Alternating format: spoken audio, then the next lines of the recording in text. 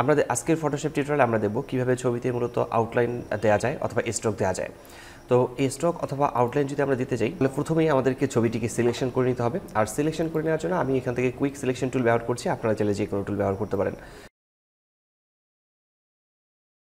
এরপর আমরা একটি কন্ট্রোল জে প্রেস করে কপি করে নেব এই ছবিটিকে কন্ট্রোল জে প্রেস করে কপি করে নিয়েছি। ব্যাকগ্রাউন্ডটি ট্রান্সপারেন্ট হয়ে যাবে।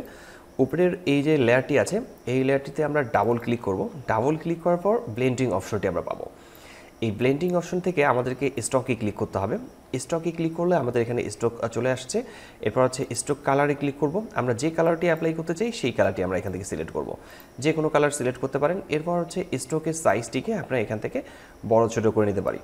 তো আমি এখান থেকে স্ট্রোকের সাইজটিকে একটু বড় করে নিচ্ছি। আর একটি বিষয় মনে রাখতে হবে, সেটি হচ্ছে পজিশন এখানে যেন আউটসাইড থাকে। ইনসাইড থাকলে ভিতরের দিকে দেখাবে। আবার যদি আমরা এখান থেকে সেন্টারে করে রাখি তাহলে একরকম হবে। আমরা পজিশনটাকে আউটসাইড করে রাখছি।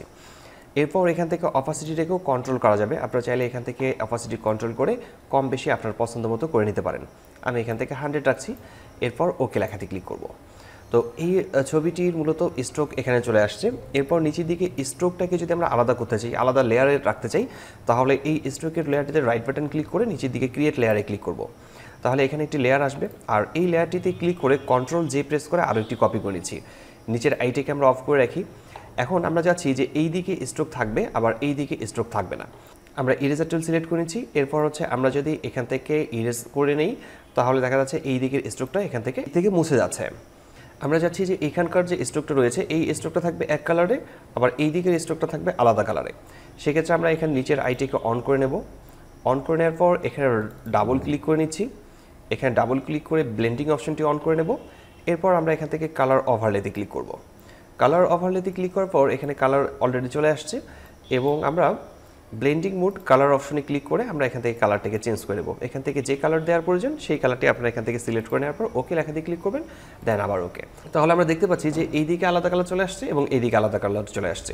এভাবেই আপনারা কয়েকটি স্টেপ ফলো করে আপনাদের ছবিতে এভাবে আপনারা আউটলাইন অথবা স্ট্রোক ক্রিয়েট করতে পারেন। কোথাও বুঝতে সমস্যা হলে কমেন্ট বক্সে কমেন্ট করে জানাতে পারেন, আমি প্রতিটি কমেন্টের রিপ্লাই করি। আজকের টিউটোরিয়ালটি এখানে শেষ করছি। দেখা হচ্ছে ফটোশপের নতুন কোনো টিউটোরিয়ালে।